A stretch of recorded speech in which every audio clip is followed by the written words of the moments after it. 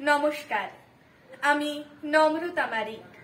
আজকে আমার নিবেদন কবি সুকুমার রায়ের লেখা ২১শে আইন।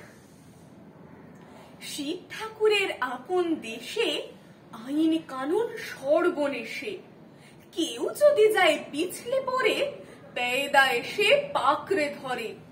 কাজীর কাছে হয় বিচার, ২১ টাকা দণ্ড তার। শেখায় সন্ধে ৬টার আগে, হাঁচতে হলে টিকিট লাগে। হাঁচলে পরে বিন টিকিটে দম দমাদম লাগায় পিঠে।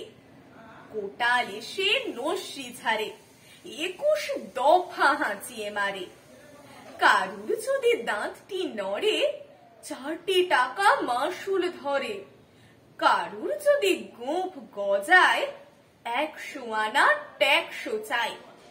খুঁচিয়ে পিঠে গুঁজিয়ে ঘাড়, সেলাম ঠোকায় ২১ বার।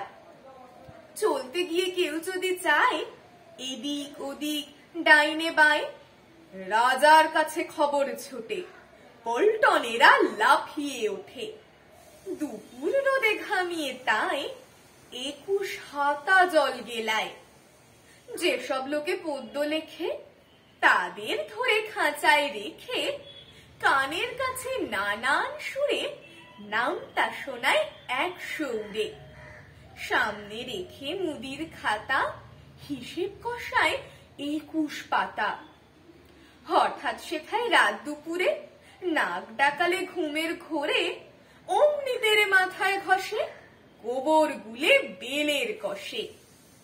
২১টি পাক ঘুরিয়ে তাকে ২১ ঘন্টা ঝুলিয়ে রাখে। ২১টি পাক ঘুরিয়ে তাকে ২১ ঘন্টা ঝুলিয়ে রাখে। ধন্যবাদ।